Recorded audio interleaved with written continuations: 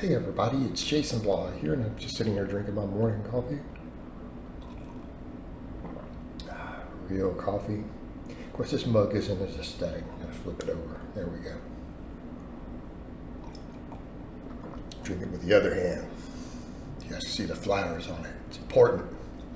All right, over to the topic of getting muscles into stretched positions. I know that the terms everyone's using now is lengthened versus shortened, but I think the best way to describe that for the average person, for the layman, is stretched versus contracted. All right, you are seeing the trend towards this, but I'm not a big fan of saying, hey, we should exclusively be focused on the stretched position, right? I don't think that that's a good idea. And it doesn't matter that you do have some studies that show, oh yeah, muscle growth is just as high if we do, half reps only into the stretched position, okay? Because I don't think that that's universal. And you have to keep in mind that if our goal is to recruit all available muscle fibers, yes, we do know that position is the most important based upon the available literature. And we do have a lot of people who shortchange that, okay? They intentionally are skipping those stretch positions, okay, and that's not good. They are shortchanging their hypertrophy. But when I make these statements about the importance of that stretch, I don't want people to think that I'm saying that that's all that matters, because I don't believe that that's the case. And I'm not saying no one has ever built muscle who skips those. What we're saying is it's definitely not optimal. Right? They are not getting all the available muscle fibers. They're shortchanging their growth considerably. Okay? And that's an important distinction because these things have been a topic for a long time. I've been doing this for decades, right? I've been doing this for decades. I'm 47 now. And I do remember, and I'll bring this up, and when I bring this up, some people are like, I remember that was all from Iron Man magazine. The whole positions of flexion, to where you used to have, at least in the bodybuilding world specifically, there was that idea in those circles that you needed to train all three positions, that exercises tended to be stretch position, mid-range position, or contracted position where they put the most tension. Okay? And that could be described easily with a curl. Easily with a curl. You guys ready? All right. An incline curl would put you in a stretch position. It's the stretch position has the most tension, right down at the very bottom. A normal standing curl would be a mid-range position, because the tension is a little higher there, because it does deload the bottom a bit. And the contraction, it's the tension, because if you think of the curve involved, right? Think of the curve involved. There is a slightly greater tension in the middle, and then a concentration curl, or a spider curl, either one, that's done on the flat back of a preacher bench, was a contracted position. And the idea was that there were different muscle fibers that would be available potentially in each that were not always available in all the others. In other words, think about it this way. The idea was that there are the muscle fibers throughout any given muscle that can be used at any point in the range of motion, and there could be some that are specific. Now, I don't know that has really been found to be true in the research, entirely, but it's not a bad idea, because again, there is so much overwhelming amount of data that the majority of the growth does occur in those stretch positions. And that means our training should be somewhat biased towards it for the purposes of hypertrophy.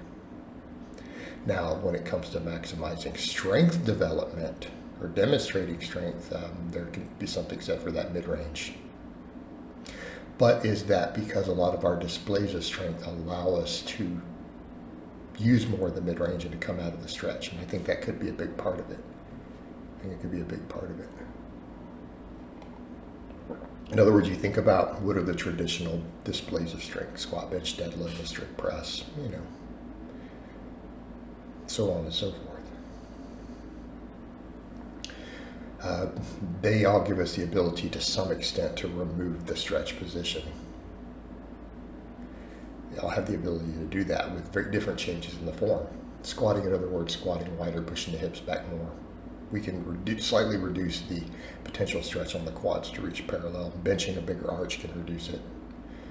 A conventional deadlift is geared towards it anyways, which is the reason many people say the conventional deadlift is, of course, not necessarily the best hypertrophy movement. And if we work off that hypothesis of the stretch position, they're right. Yet the deadlift still seems to build a ton of muscle when people do it. It builds a ton of muscle. Then I think that brings me back over to the point of why we should put that focus on the stretch position, but we shouldn't completely ignore the others. Okay, we shouldn't completely ignore them.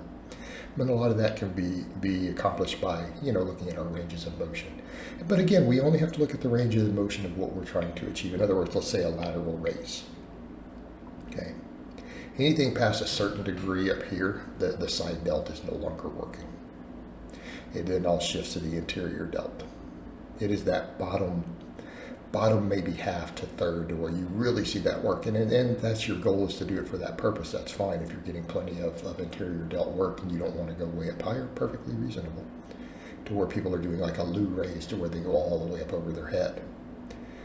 But that loo raise is specific to what someone's doing. If they're not doing a lot of benching and stuff, makes sense. But for those of us who are doing a lot of chest pressing, it's probably redundant at a certain point. And you're wanting to just come in and focus on the lateral head, and getting into that bottom position is kind of important for that. Pretty helpful. Pretty helpful. But the other thing to think about too that I think people forget is that as long as volumes are high and you have at least one exercise that is hitting those deep stretch positions, you're probably in a good place. So I think the important thing to remember here is the nuance. Yes, those stretch positions are important. Yes, they should absolutely be utilized if we're trying to maximize growth. But I don't know that we need to obsess over them to a point of exclusivity. Okay. Again, while the data is showing very much the importance of that, I don't think it's a big deal if we have one exercise in the rotation that doesn't put us into a deep stretch, because we may be getting some other benefits. Although, again, I will agree that the data does show it's pretty good. Historically, we know it does work. So therefore, it probably should be, if our goal is hypertrophy, it should be the focus of most of our training, right? I would say, and people love it, can you give us an exact number? Okay, since people like exact numbers, 82.5%.